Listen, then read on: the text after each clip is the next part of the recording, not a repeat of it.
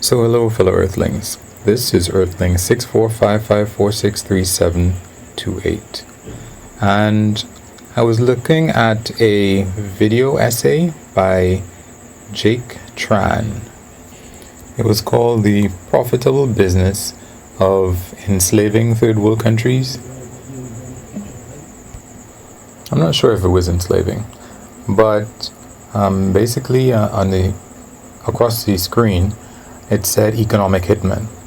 And I was wondering for a second, because on the one hand, I've heard of the book Confessions of an Economic Hitman, so I know about that. On the next hand, I know that because of the persistent China bashing, right now there's a lot of talk about discouraging third world countries from taking loans from China in order to have them build different infrastructure projects in their country. Right now, China has a Belt and Road initiative, which is supposed to basically connect countries along the old Silk Road that they used to have in the Middle Ages, as well as to develop African countries, to have them more interconnected and so on. So I was in a conundrum. I didn't know who we were bashing today. Whether it was the old people, the normal people, the economic hitmen, the Western world, or if we were bashing the Chinese Belt and Road Initiative. And then it hit me. Wait a minute. China has basically started copying the West. Or at least that's what, a lot of the talk is about. That China is putting third world countries in debt traps and getting whatever it is that they built, or land or something along those lines, when these people can't pay. And as it turned out, Jake Tran wasn't talking about China. He was talking about the original economic hitman. Basically, someone who was involved in the system, an economist or someone like that, who would go into countries and recommend that they do infrastructure projects. And that would be financial aid, and it's aid. If it's aid, it shouldn't be free, but no. It was loans that first world countries would present to third world countries at certain interest rates, and have their construction companies go into the third world countries and do these, whether it's roads, bridges, railways, whatever it might be, and basically yoke third world countries with a huge amount of debt. Props to Korea, South Korea, because this is something that I wonder if other countries would do. Basically, I think one of the leaders in South Korea had an initiative where he asked the Korean people to donate their gold and jewelry in order to pay off the debt, and South Korea was able to do that and get over the debt trap. And that's amazing, and I really need to do some more reading about that to see if other countries might not want to do it. Anyway, the thing is that, in one instance, as far as I know, a particular country could not pay how much money they owed, and whether it was the interest payments or not. And China got the port, I believe it was, that they had built on a 99-year lease. And this was supposed to be a big deal. Oh my God, how could they do that? And yada yada yada. And it was so horrible at what China was doing. For one thing, that's not really that horrible, because especially if that lease writes off their loan, I mean, what other things are the first world countries offering to write off loans? I don't think that that's a possibility. They just tell third world countries, okay, well, we'll restructure your loan. So now instead of the next 50 years, you'll have to pay for it for the next 100 years. Okay, I don't know that that's helpful. And yes, I don't know the details of how these loan restructure payments or systems go. But what I do know is that many infrastructure programs, even in the first world, they have very little benefit.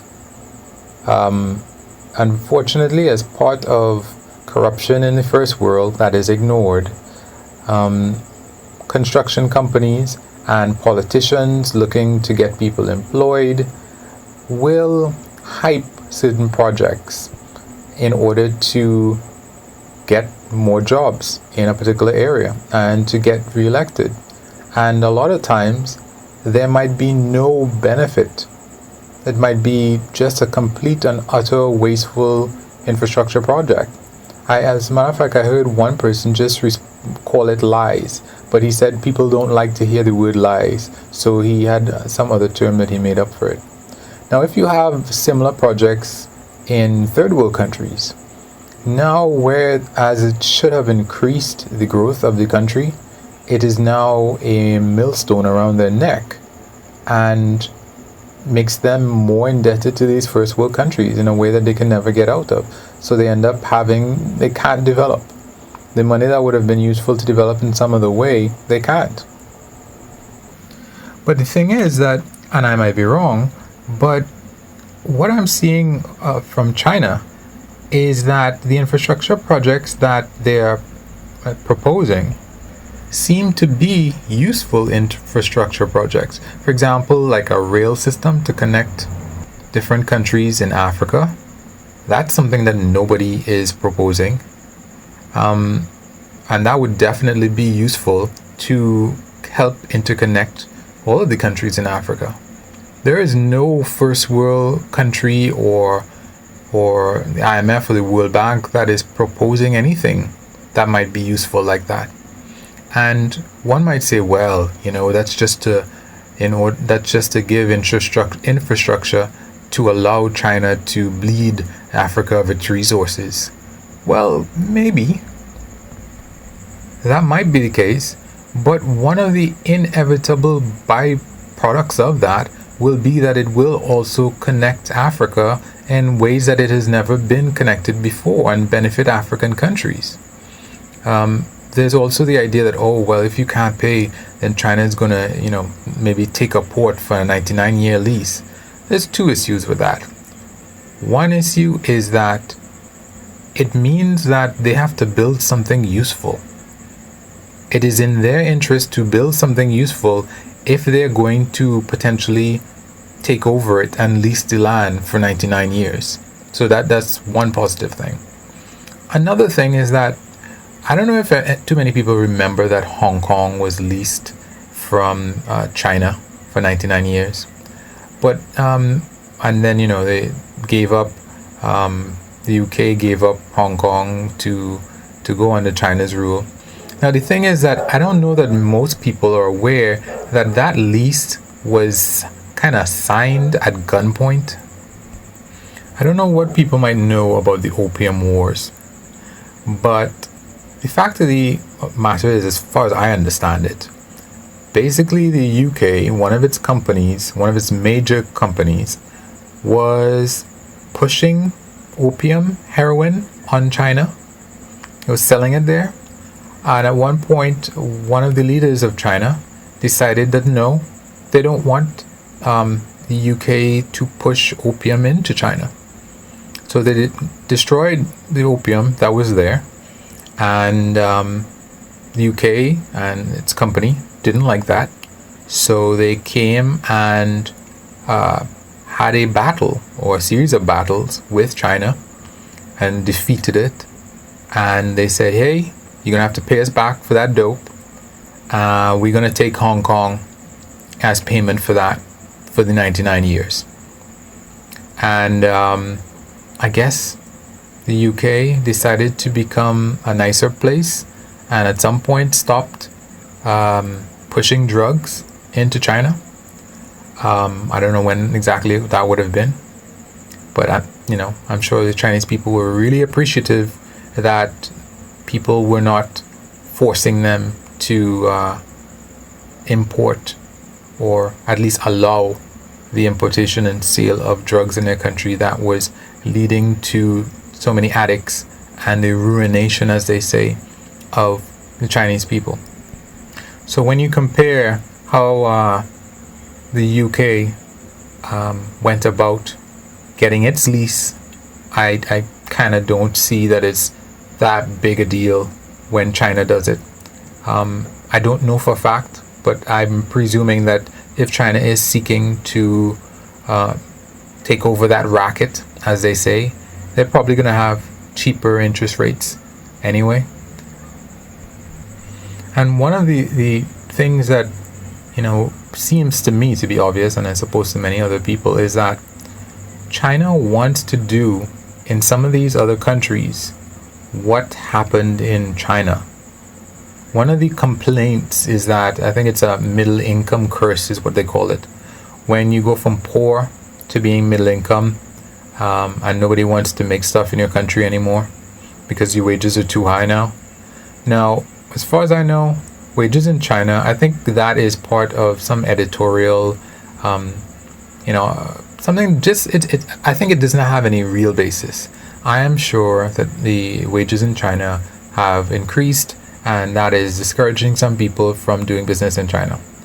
Unfortunately, or fortunately, China has built a huge amount of railway infrastructure that eases and gives access to a lot of people to work and live in different areas. And their wages are still very low, especially compared to first world countries. So, given the infrastructure, and as far as I know, the free trade zones and the cheap labor force that's still in China, I think people are talking way too soon that anybody's moving anything to a place like, to a degree, yes, but significantly to move to like Vietnam or Thailand or India that doesn't have as good infrastructure as China. So you get people working for cheaper, and then you can't get enough of them because they don't have good infrastructure. So I don't see that happening. But I do think that China wants to take advantage of cheaper labor in other countries, which in the same way that it benefited China, if one can say that it did, it will benefit those other countries. And it's not like the West is doing anything like that. The West isn't offering what China is offering. It's offering nothing and saying, hey, don't take that stuff that they're giving you. Just keep taking all loans that don't necessarily help you. So that's my take on that.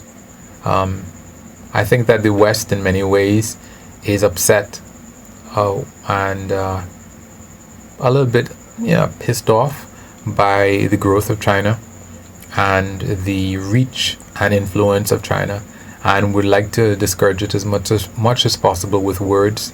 But I don't know how words will really contend against actual wages and money for the people in those countries.